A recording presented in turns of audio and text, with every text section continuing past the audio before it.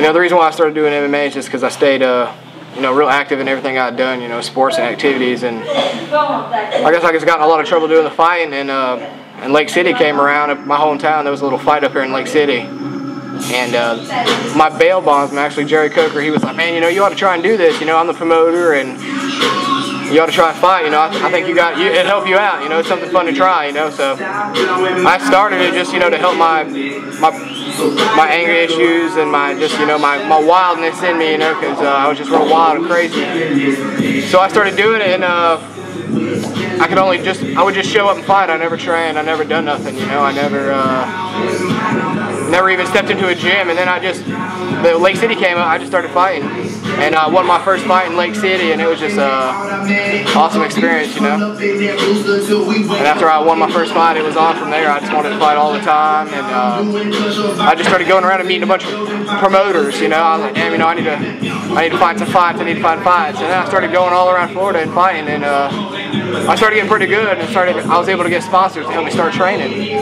And once I started getting sponsors, you know, it was just 10 times easier on me to train. I had to pay bills. I was like a normal person, you know. I had bills and everything like that, and then I feel like amateur fighting was kind of like going to college for me. You know, I was going to college doing this amateur fighting all the time, and I always wanted to turn pro, you know, and it's like graduating from college, you know. I stepped up, turned pro, and that's been a big difference. You know, when I first started fighting, I got really excited. I really liked to do it, you know, and then I fought like 42 amateur fights, you know. I was like 29, 9, and 2, you know, so I had a bunch of amateur fights, you know, and it was just, at the end of the amateur fight, it started to kind of bore me a little bit, you know, so I was like, all right, I need to turn pro, you know, I'm ready to start making money at this, you know, and this is something I want to do. And, you know, there's a lot of people out there like, you know, why you got so many amateur fights, you know, why didn't you turn pro yet, you know, and the reason why I didn't turn pro is because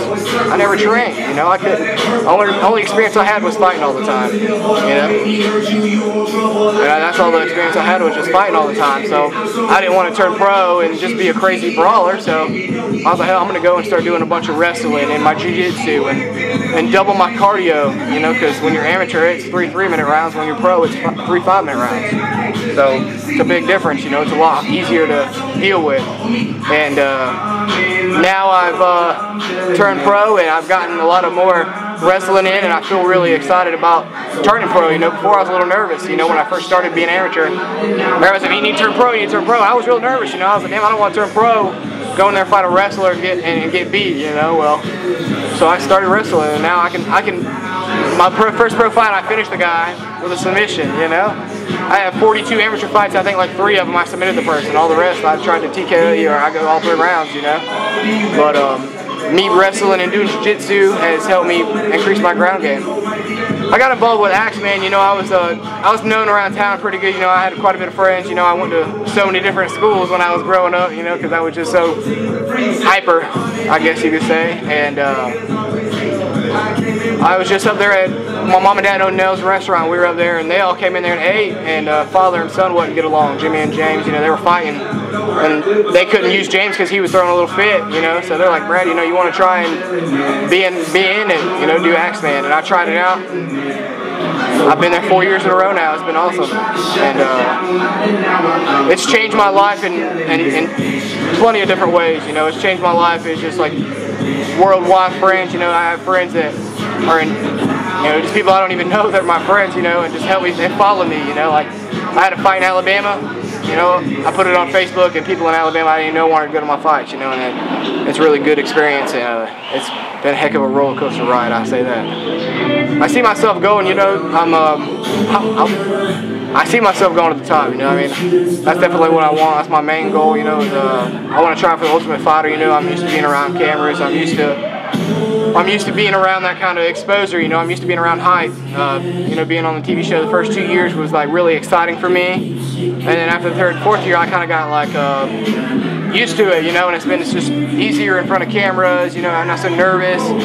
you know, and then that's helped me out a lot too, you know. That's a lot of people's fault, you know, whenever they get into the sport and cameras get around them, you know, it's definitely different, you know. It's nervous, you don't want to say the wrong thing. It might mess your fighting up, it might mess some stuff up, you know, but me, I'm used to it, and I'm used to being around it, so that's a great experience for me too. And I definitely would like to go meet Dana White and go fight in UFC. Definitely get to fight and be the champion of UFC one day, hopefully. My favorite professional fighters, probably that I know are just crazy athletes, is, you know, Cain Velasquez. You know, he's a monster. You know, he's tremendous with his cardio and he's explosive. You know, and you can do it all day long. You know, and you got to have that mental thing in this fight. You know, and one thing about being a fighter is you got to have that mental key to, like, when you're tired, you got to shut that down and push through that. You know, and I feel like he has that. And George St. Pierre has that. You know, and that's another one of my favorite fighters. And that's definitely my two favorite fighters. My family's involved with this the sport with me all around. You know, it's just that's another big thing about being a fighter. You know, it takes a lot of time to train. It takes a lot of effort, and it takes a lot of there's a lot of stuff to deal with. You know, coming home you're sore. You know, since I've been fighting, you know, I've never not been hurt. Either I got a toe that hurts, I got a head that hurts, I got something that always hurts. You know, and I'm always gone. Sometimes I'll be gone and I won't come home until 11 o'clock at night, you know, because I got to go out of town and train or take a few days off. You know, my wife's really good about that. The best thing is like, I don't bring them nowhere, you know. I got this gym up here. I come to this gym all the time, and they're always up here with me. You know, my little boy and my little girl, you know, my wife, and she's a great partner with MMA with me. That's a big part of being in MMA, is having a great partner in my wife, you know, and she's definitely there for me. You know, she was definitely nervous, you know, she still is nervous to this day when I fight, you know, but, you know, being a guy, you know, nobody wants their old lady to see them get their ass whooped, you know, you got to think of it like that, you know. Definitely don't want to see my wife, I don't want my wife to see me, I definitely don't want my wife to see me get my butt whooped, you know, so that's the main thing.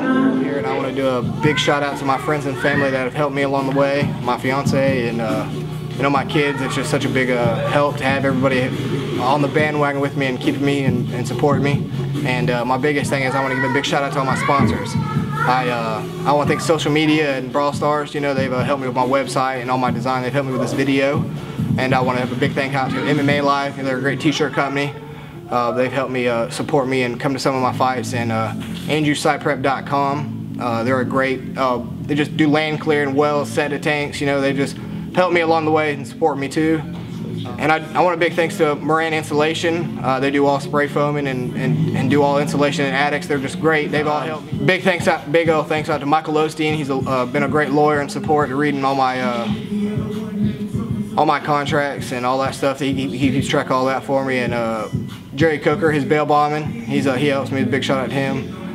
And Monster's always been there for me, and they've helped me out along the way too. Give me clothes and help me do what I do. And one more big thanks to everybody that supports me and follows me and just makes this all possible. Y'all are the ones that help me, and I wouldn't be here if it wasn't for all you fans and people that support me.